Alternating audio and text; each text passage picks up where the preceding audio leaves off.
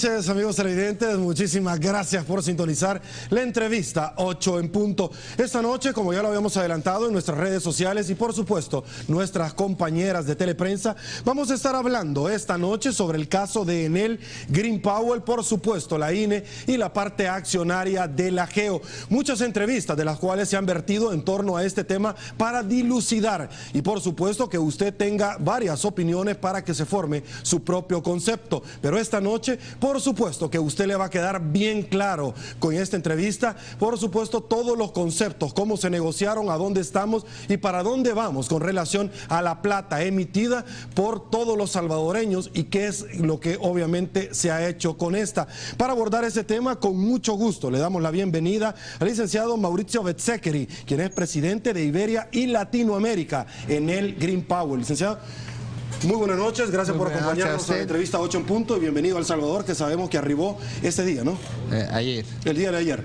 Sí, perfecto. Muchas gracias para hospitar y para ofrecer esta oportunidad de aclarecer cosas. No, gracias a usted por tomarnos en cuenta. También nos acompaña el doctor Francisco Bertrán Galindo, quien es apoderado, abogado de Enel Green Power. Doctor, muy buenas noches. Gracias por acompañarnos. Un gusto. El placer es nuestro tenerlos a ustedes esta noche y por supuesto también a Banco Agrícola, porque hace posible este primer segmento.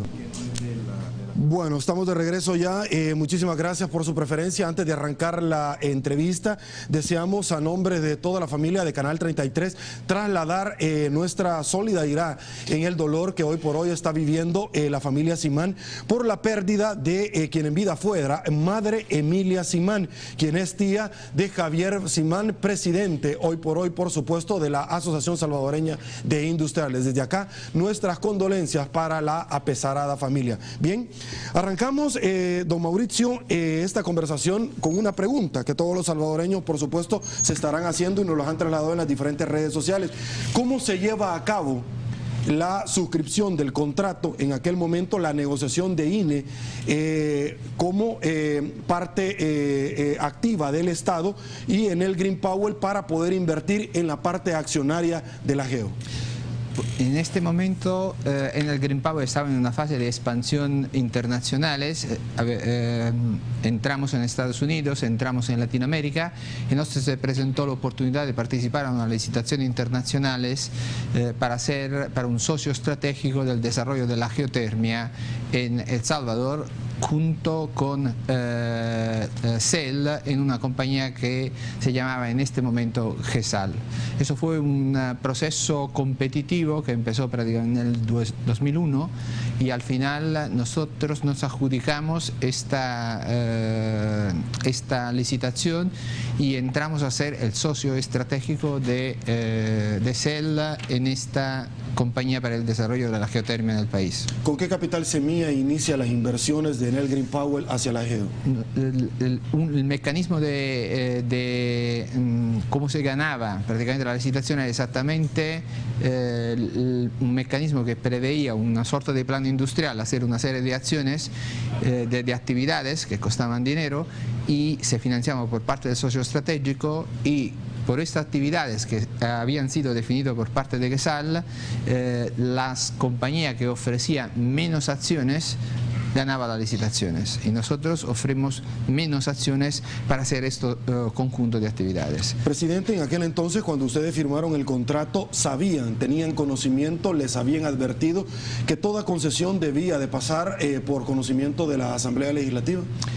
En este momento hemos ya discutido de este asunto en la comisión parlamentaria. En este momento el gobierno de El Salvador, lanzando prácticamente esta licitación, declaró que todo estaba, declaró a todos los participantes de la licitación que todo estaba hecho según la regla y según la ley de El Salvador. Y de hecho prácticamente yo creo que la ley, la ley en este momento no preveía el tránsito a través de la Asamblea Legislativa. Y de hecho, pero las dos concesiones que estaban en GESAL fueron asignadas por parte de la Asamblea.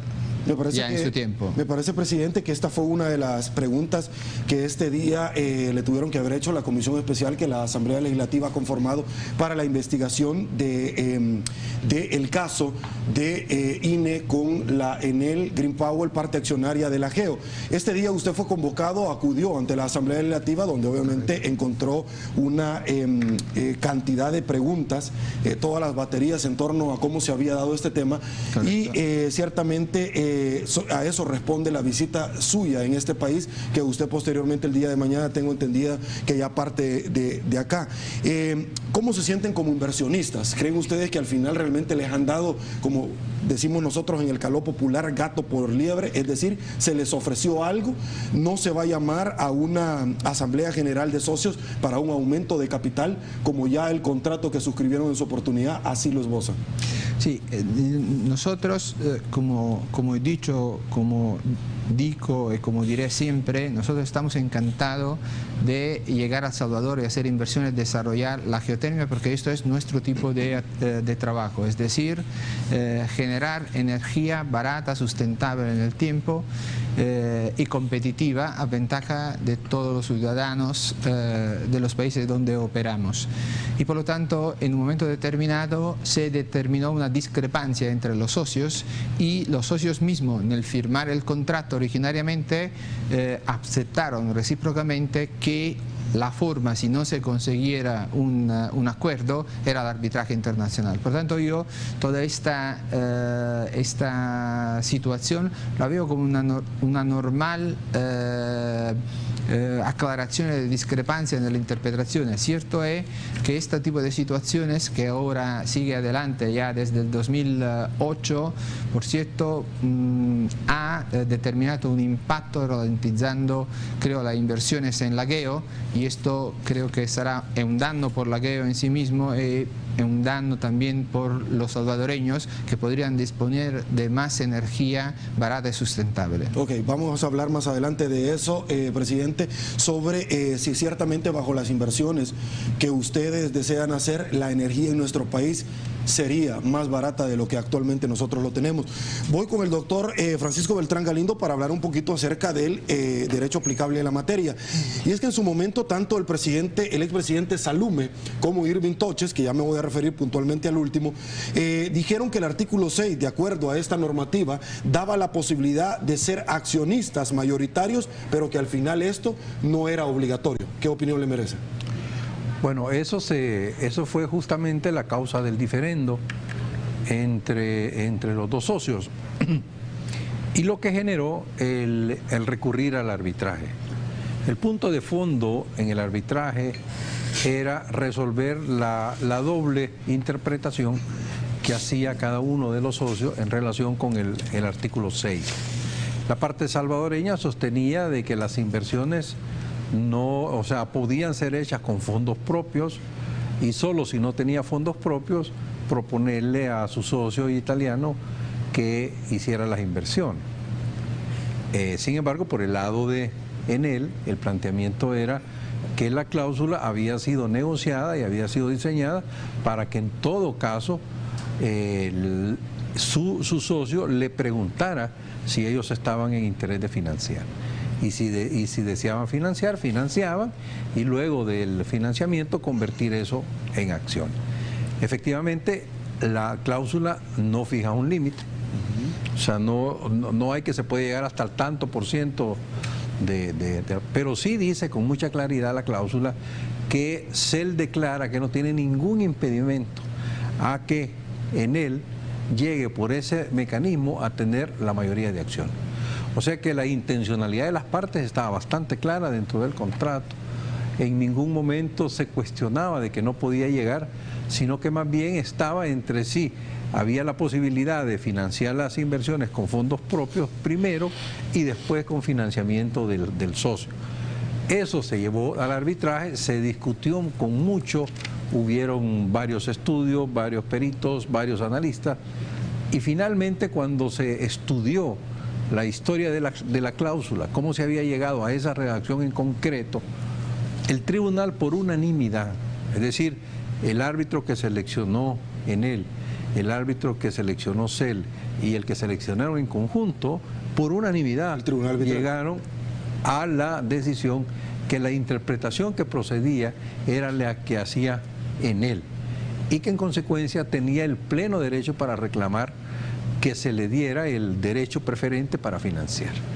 Y eso, dadas las circunstancias, generaba la facultad de poder capitalizar 127 millones de unas inversiones que habían sido aprobadas por la Junta Directiva de la GEO, cuya mayoría en ese momento era salvadoreña y sigue siendo salvadoreña.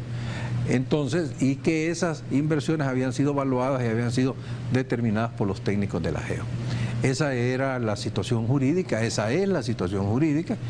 Y lo que ha sucedido es que esa orden del tribunal no se cumplió. Ok, nada más para efectos de ilustración a la población salvadoreña, deseo determinar que cuando usted habla del tribunal arbitral se está refiriendo a la Cámara Internacional de Comercio, que es el CIADI, que precisamente está su domicilio allá en París, Francia.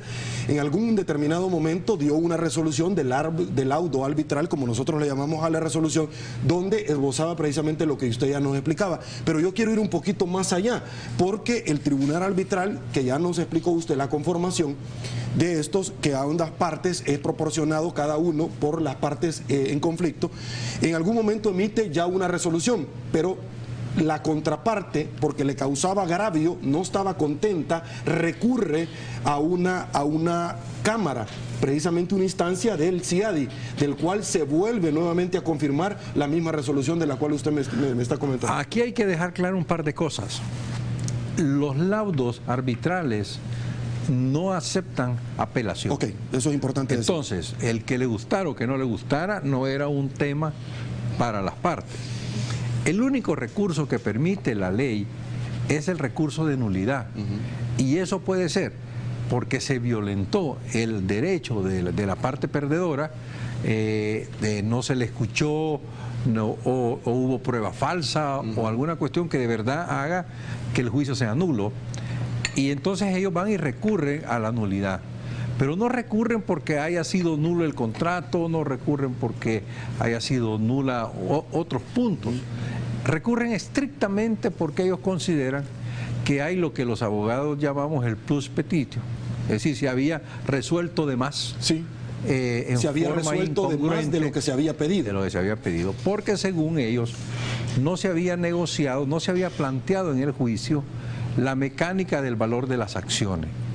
Y van estrictamente, es decir, recurren alegando nulidad solo por el hecho de que el tribunal había determinado una mecánica por el cual debían valuarse las acciones y con ese valor debía hacerse la capitalización. Todo lo demás no lo cuestionan, o sea, ellos al final aceptan todo el laudo, y esa parte el Tribunal de Apelaciones francés determina que no es nulo y que debe ratificarse por completo el fallo. Y dice que no es nulo por dos razones fundamentales. Uno, el tema fue discutido en las partes dentro del tribunal, y dos, era un elemento fundamental para hacer viable el cumplimiento de la sentencia. El cumplimiento de la sentencia, del cual nosotros ya hemos hablado. Vamos a hacer nuestra primera pausa comercial. Al regresar vamos a seguir hablando sobre este tema y, por supuesto, un caso legalmente que se ha discutido en una instancia correspondiente que ahora ingresa a la esfera política. Pausa, volvemos.